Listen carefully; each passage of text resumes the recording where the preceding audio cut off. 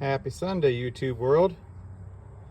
Today, I thought I'd walk around this 1978 GMC Sierra Grande K1500 four-wheel drive. This one is already sold. Guy's on his way to get it here in a couple hours. It's actually going to Great Bend, Kansas. Him and his grandpa are going to restore it, it's a great project to do because it is all there. It's got the original 400 in it. The big radiator is missing the jack stuff, which they typically always do, unfortunately. AC components are all there. No real bad firewall rust. The cab is surprisingly in really good shape. Fenders are gone, which that's replaceable easily. But you can see this truck came from southern Kansas originally, or western Kansas. So they typically don't get much rust out there, other than stuff like the fenders, which even in the drier states, that's kind of par for the course there. But the floors are in good shape. The supports are a little crusty, but this thing was probably quite the looker when it was brand new. So basically this is a Scottsdale in a Chevrolet form. But in GMC it's a Sierra Grande. So it doesn't have all the Silverado or the Sierra Classic amenities, but it is still, it doesn't have tilt, but it does have AC, power steering, power brakes, but no headline or anything, but kind of cool there. So this has a 203 transfer case, and which would have been all-time four-wheel drive, so it wouldn't have had locking hubs. So at one time somebody put a conversion kit in it, which now has the locking hubs, so you're not just running in four-wheel drive all the time, which is pretty cool. But it's got its dents and its bangs and its whatnot, but it's still a good dual tanks. It's still a good canvas for a restoration, or just, it does start and drive. Well, drive, I put that in quotations. It does start. It leaks some gas, and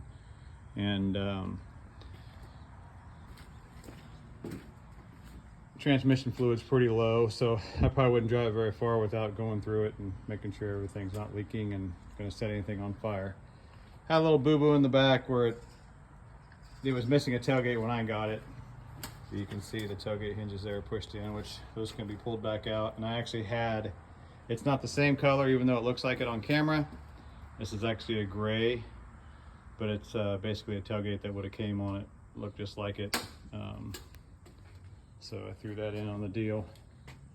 But this truck has been sitting since, what's that say, 01? We typically will rescue them, see if we can't get them going, and we'll either keep them or move them on to somebody. So basically rescuing them, I guess, in a way. But it's got kind of cool with the period correct white spokes on it. Kind of just gives it that classic day two look.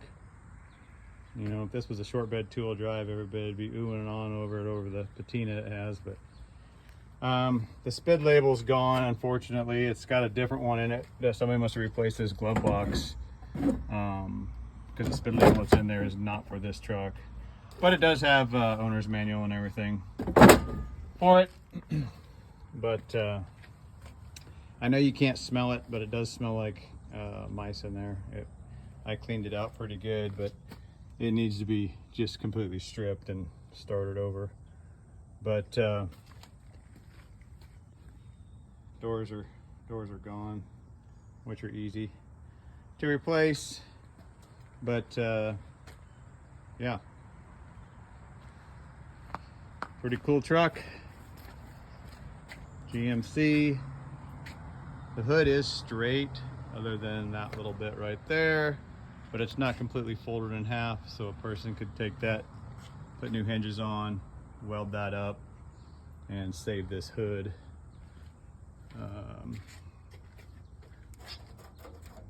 Other than that right there, which that could be ground out and fixed, if as hard as these hoods are to find anymore. But beautiful Sunday morning. Got a half inch of rain last night, so I thought I would do a quick little walk around of this truck before the gentleman came and picked it up. It does still have the factory tow hooks.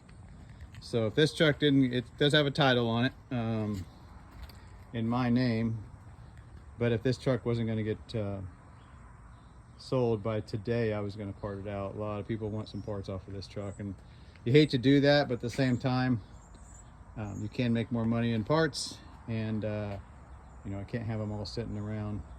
Or I was going to keep it, put a 4-inch on it, and just drive it the way it is, just because I think it'd be cool just to have that too. But one little tidbit, in case some of you didn't know, so if you look at the VIN here, so T, that's GMC, right? If it was a Chevrolet, it'd be C. K is four-wheel drive.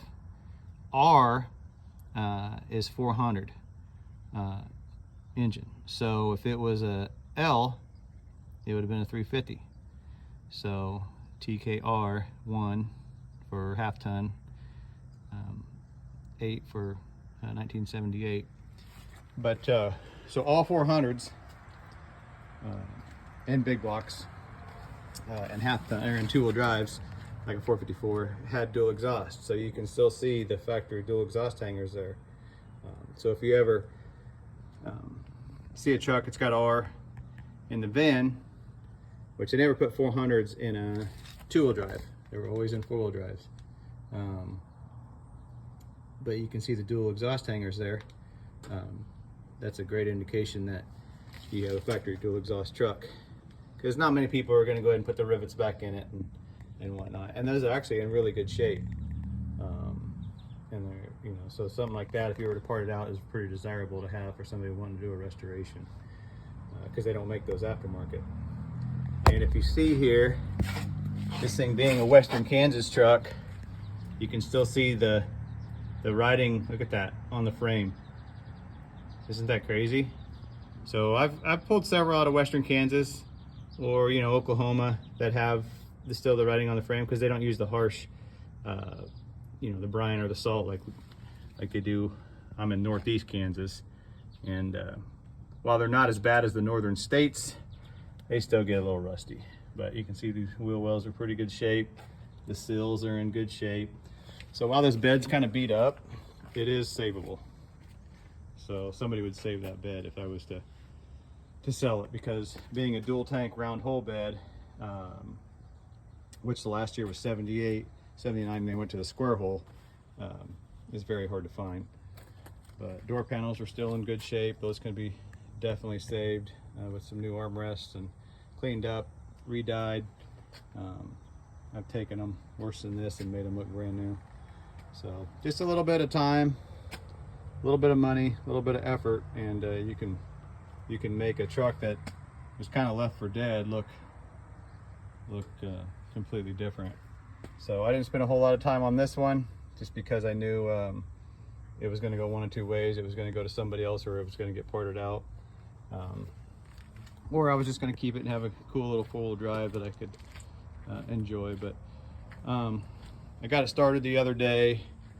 It started, took a couple tries, but the fuel line going to the fuel pump leaks really bad, so I didn't want to set anything on fire. So the thing about it is, I have a lot of people say, well, why don't you go ahead and fix them up? Well, I've got one restoration I'm doing, plus another truck I'm doing it for myself to try to get done here in a couple weeks. And if I spend all my time trying to fix these field finds, or whatever you want to call them, I won't get anything done. I'll put a lot of time and money into something that I'm probably not going to get a very good return out of. As long as I can get them running, turned over, that moves forward and backward, that increases the value of the truck tremendously. So, but if this was something that was a little bit better shape, maybe. Of course, if you've ever seen the video of my red and white one, it was actually in worse shape than this one, but it's a little bit more rarer truck. But for some reason, GMCs, they seem to find me, or I find them, which is fine. I'm a GMC guy. my dailies at GMC, but just a cool truck. So had a CB in it at one time. You can still see the CB antenna there, and so I think it'd be cool to find a CB, stick that back up in there, and just kind of, you know, like I said, if I had time, I'd strip this all out, deep clean the cab, and go back together with it, and just a nice interior with kind of a patina would look pretty cool. Exhaust is still under there, it's just cut out of the mufflers, but I'd finish the exhaust out and make a cool truck. But I don't have the time to do that now. Thought I'd throw it up on the interwebs. It did sell right away, pretty much, obviously. But we do have some more coming in, so stay tuned. I'll post as I can. But it looks gray, but it's actually that green. Can't remember what color they called that, sea mist green, something like that. But would have been quite the stunning truck when new. So happy Sunday, everybody.